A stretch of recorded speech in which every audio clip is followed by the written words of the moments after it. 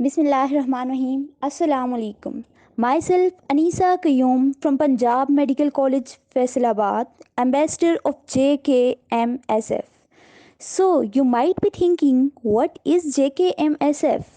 JKMSF stands for Jammu Kashmir Medical Student Forum. It is platform which deals with all problems and issues of medical student, and it plays an important role in creating strong connections among all medicos of Kashmir. It gives me a great pleasure to introduce you with present president of Jammu Kashmir Medical Student Forum. The present president of Jammu Kashmir Medical Student Forum is Sharik Ishfaq, final year MBBS from Bolan Medical College, Quetta. As today, JKMSF organized a session for those students who are going to appear in MDCAT 2023. You people might be thinking, what is purpose of today's session? This session is to guide all MDCAT aspirants. Before starting session, I will introduce you with my team. Our team members are Fazil Talib from Sadhu Medical College, Swat, his spokesperson and online head JKMSF. Speakers are Noor Fatma from Sadhu Medical College, Swat. अपना session शुरू करने से पहले मैं सारे MDCAT aspirants के लिए एक शेर कहना चाहूँगी। मंजिलें उन्हीं को मिलती हैं जिनके सपनों में जान होती है। मंजिलें उन्हीं को मिलती हैं जिनके सपनों में जान होती है। पंख से कुछ नहीं होता, हौसलों से उड़ान होती है। अपना सेशन शुरू करने से पहले मैं लोगों के कुछ क्वेश्चंस का आंसर करना चाहूँगी। लास्ट वीक बहुत सारे लोगों के क्वेश्चंस आ रहे थे, जैसे कि MDCAT कब होना है, इसकी रजिस्ट्रेशन कब से स्टार्ट हो जाएगी, आंसर की के बारे में भी कुछ लोग पूछ रहे थे कि आंसर की प्रोवाइड की जाएगी या नहीं, और बाकी ये क्वेश्चन भी था कि conducting body for AJK students. पहले तो मैं ये कहूँगी कि जो MDCAT टेस्ट है मोस्ट प्रोबेबली 27 अगस्त को ये हो जाए।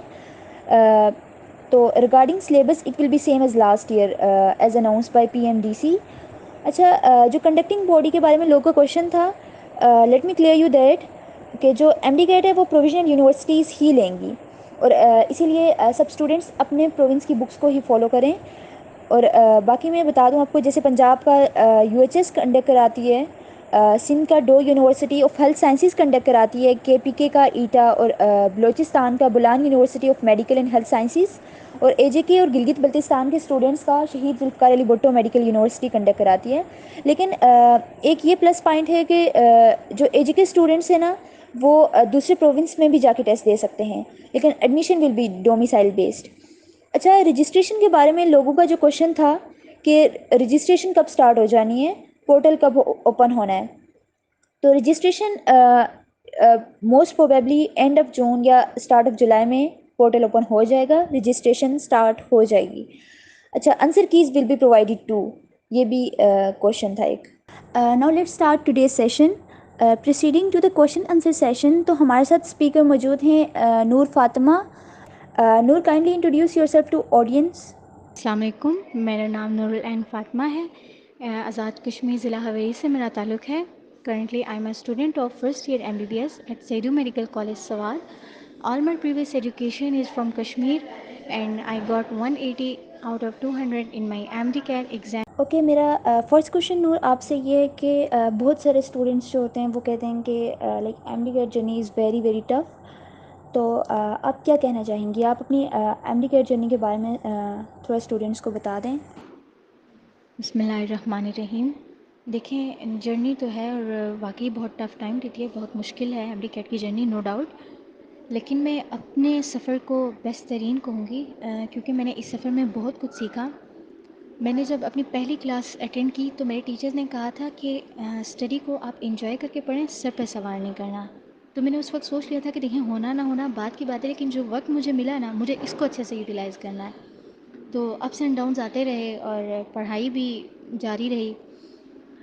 अपनी जर्नी को आसान या मुश्किल आप ख़ुद बनाते हैं, लेकिन मुश्किल तरीन सफ़र में भी अगर आपने काबिलियत है ना कि आप हालात को अच्छे से फ़ेस कर सकते हैं, तो वो जर्नी आपको, जब आप इसको ख़त्म कर देंगे तो वो आपको ऐसा लगेगा कि ये तो कुछ भी नहीं था। थैंक यू नूर।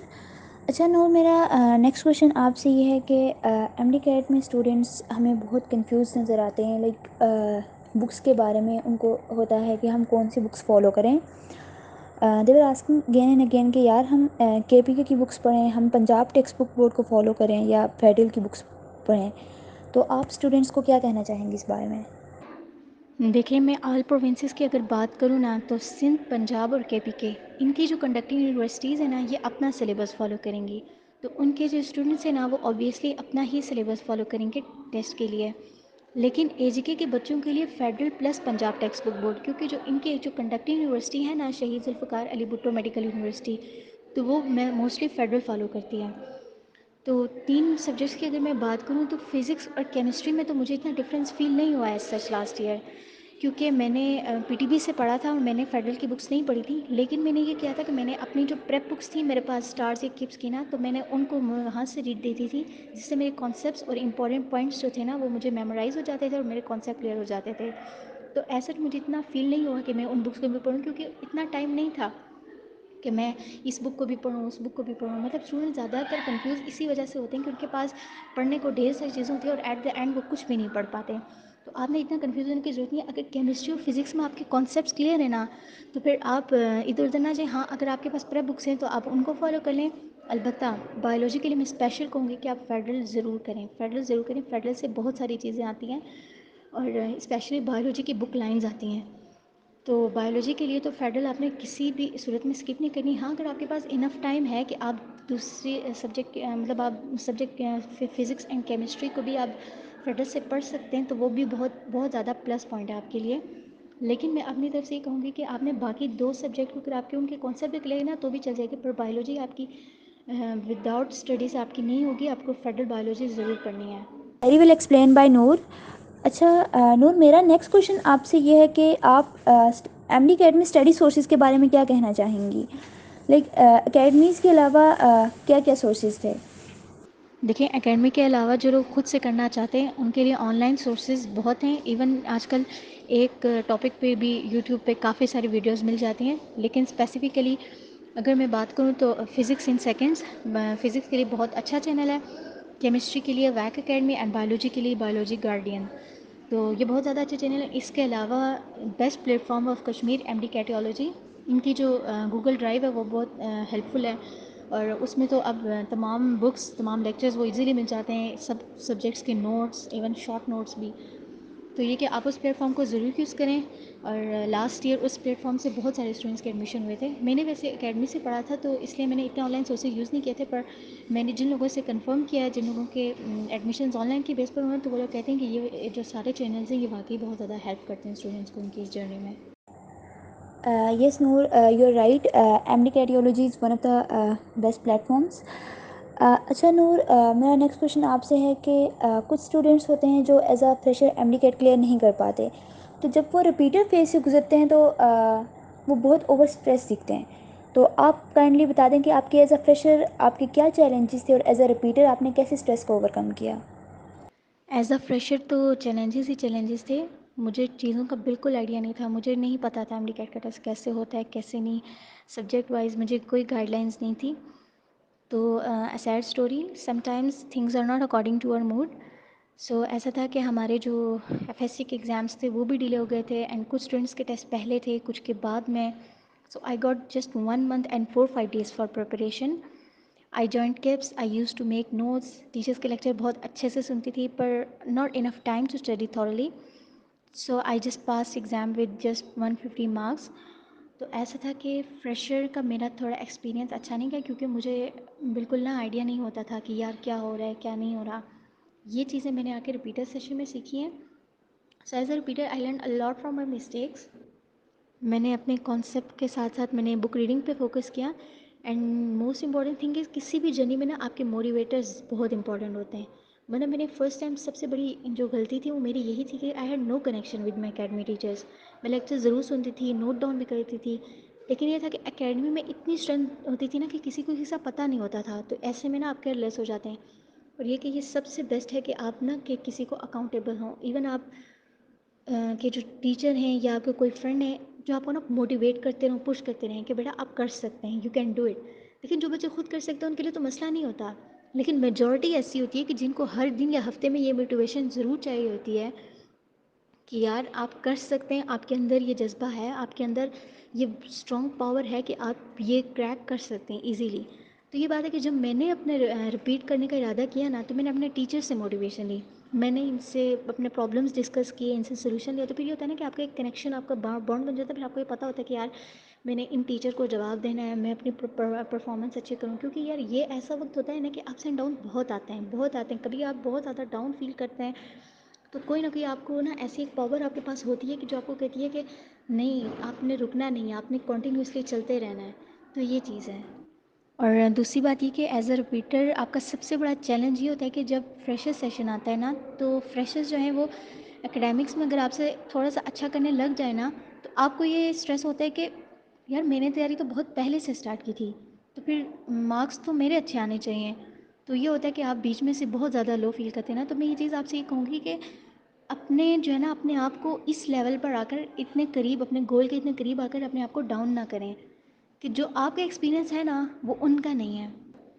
اور دیکھیں انیسا، اسٹریس مینجمنٹ کی بات اگر میں کروں نا تو اس کا تعلق ہوتا ہے کہ آپ کو اپنی تیاری پر کانفیڈنس کتنا ہے.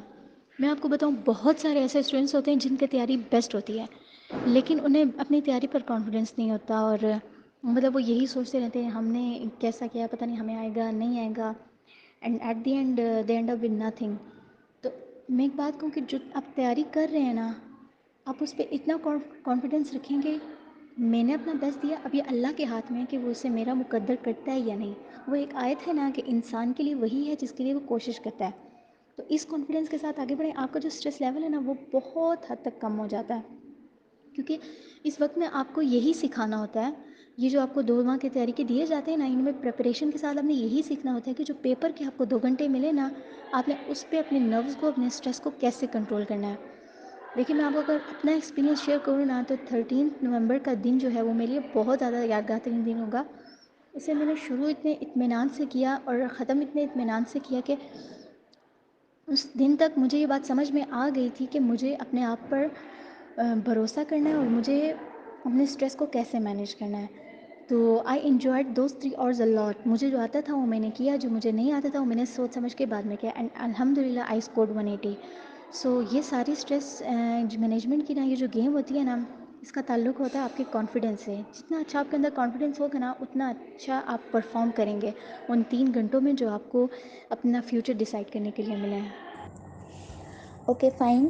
Proceeding to the next question. اچھا نور، جب اکیڈمیز کو جوائن کرنے کا ٹائم آتا ہے، جب ایم ڈی کیٹ کی پریپریشن اسٹارٹ ہو جاتی ہے، تو most of the students are like کہ یار ہم اکیڈمی جوائن کریں یا نہ کریں. تو اکیڈمیز کے بارے میں آپ کی کیا اوپینین ہے؟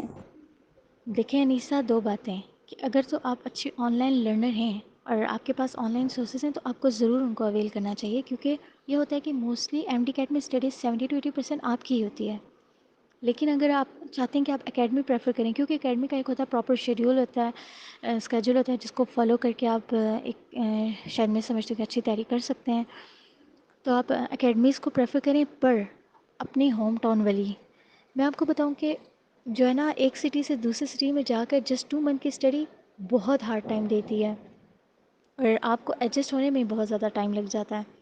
تو میں آپ کو یہی کہوں گی کہ آپ اپنے ہوم ٹاؤن والی اکیڈمی پریفر کریں.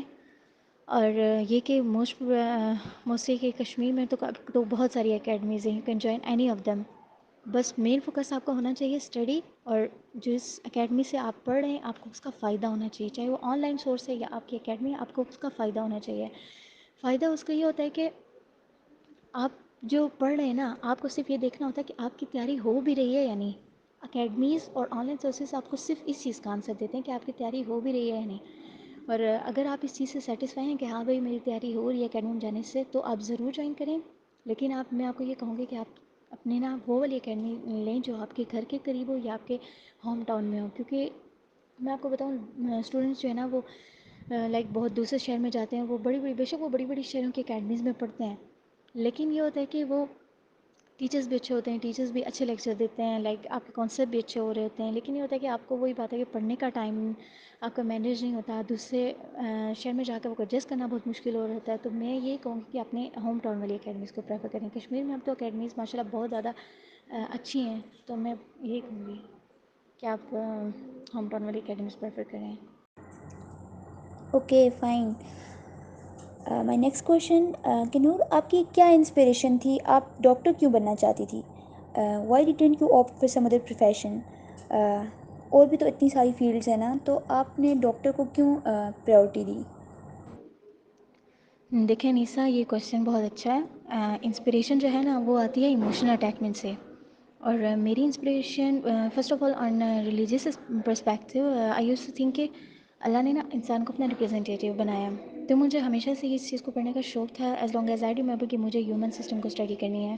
Because I believe by studying M B B S کہ ہمیں بہت اچھے سے جان سکتے ہیں کہ Allah has given us the power to heal and care for others.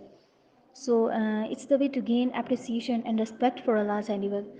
Because یہ کہ جب کائنات کا وجود ہوا نا تو اللہ نے ہر چیز پر کن کہا اور وجود میں آ گئی، مگر انسان کو اللہ نے خود تخلیق کیا اور پھر اس میں جان ڈالی. سو میں ہمیشہ سے میرا یہی رہا تھا کہ میں نے ہیومن باڈی کو اسٹڈی کرنی ہے. اور کیونکہ اس دنیا میں دو طرح کے علم کو نا بہت فضیلت حاصل ہے، ایک علم دین اور دوسرا علم طب. تو میں ہمیشہ سے یہی چاہتی تھی کہ میں نے اپنی زندگی میں ان کا تھوڑا حصہ ہی صحیح مگر ضرور پڑھنا ہے. اور دوسری بڑی انسپریشن جو تھی ڈاکٹر کی طرف آنے کی وہ تھا میرا گاؤں، میرا ولیج، میرے لوگ. تو میرا تعلق چونکہ حویلی سے ہے، اور جو کہ ایریا اتنا ڈیولپ نہیں ہے، اور صحت سے بڑھ کر تو کچھ نہیں ہوتا، وہاں پر سہولیات بھی نہیں ہیں جس کی وجہ سے لوگ دور دور شہروں کا سفر کرتے ہیں. تو مجھے میرے دل میں شروع سے تھا، میرے بچپن سے، کہ میں نے ان لوگوں کے لیے کچھ کرنا ہے. I just want to study and go back to my people to serve them.